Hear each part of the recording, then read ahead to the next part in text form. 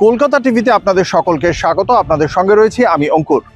ফের দেশব্যাপী আন্দোলন শুরু করা হতে পারে বলে হুঁশিয়ারি দেওয়া হলো ককরোচ জনতা পার্টির পক্ষ থেকে। কেন এই হুঁশিয়ারি, সে বিষয়ে বিস্তারিত জানাবো দর্শকদের।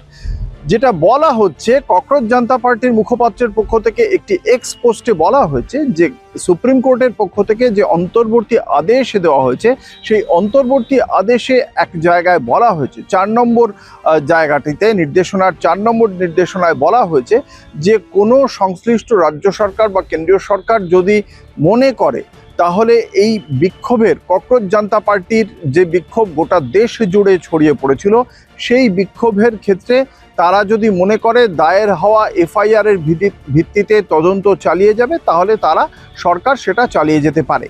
এই বিষয়ে ককরোচ জনতা পার্টি খুব সুস্পষ্টভাবে বলেছে যে সুপ্রিম কোর্টের এই যে নির্দেশ, সেই নির্দেশ অগ্রহণযোগ্য। এবং এই নির্দেশ কেন অগ্রহণযোগ্য? কারণ সুপ্রিম কোর্টের এই নির্দেশটা এসেছে অজ্ঞতার কারণে।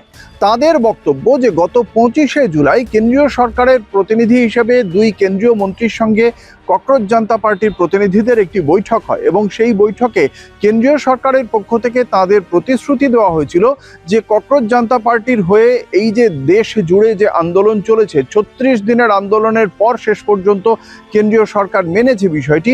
সেই 36 দিনের আন্দোলনের প্রেক্ষিতে যে সমস্ত ছাত্র বা আন্দোলনকারীদের বিরুদ্ধে এফআইআর দায়ের করা হয়েছে, সেই সমস্ত এফআইআর প্রত্যাহার করতে হবে কেন্দ্রীয় সরকারকে বা সংশ্লিষ্ট রাজ্য সরকারকে, এবং একই সঙ্গে প্রতিশ্রুতি দিতে হবে যে কেন্দ্রীয় সরকার বা সংশ্লিষ্ট রাজ্য সরকারগুলি ভবিষ্যতেও কোনো প্রকার শাস্তিমূলক পদক্ষেপ করবে না ওই আন্দোলনকারীদের বিরুদ্ধে।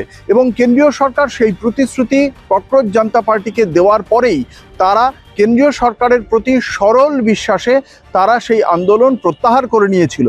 এবার কেন্দ্রীয় সরকারের যে আইনজীবী, তার সুপ্রিম কোর্টকে জানানো উচিত ছিল যে এই এফআইআরগুলিকে প্রত্যাহার করার প্রতিশ্রুতি দেওয়া হয়েছে কেন্দ্রীয় সরকারের পক্ষ থেকে, এবং সমস্ত সংশ্লিষ্ট রাজ্য সরকারগুলিও যে প্রতিশ্রুতি রক্ষা করেছে।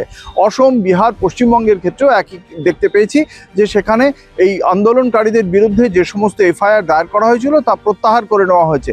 এবার ককরোচ জনতা পার্টির বক্তব্য, এটা কেন্দ্রীয় সরকারের আইনজীবী সুপ্রিম কোর্টকে না জানানোর ফলেই সুপ্রিম কোর্ট অজ্ঞতাবশত তারা বলেছেন যে এফআইআর এর ভিত্তিতে তদন্ত চালিয়ে যাওয়া হতে পারে।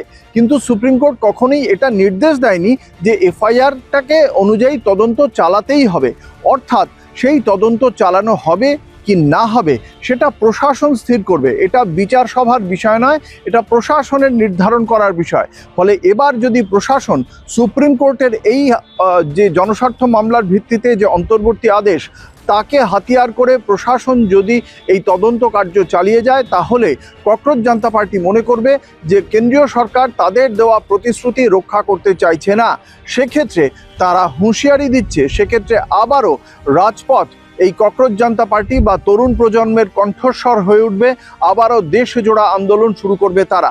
এখনো পর্যন্ত ককরোচ জনতা পার্টির এই হুঁশিয়ারির প্রেক্ষিতে কেন্দ্রীয় সরকারের পক্ষ থেকে কোনো প্রতিক্রিয়া পাওয়া যায়নি।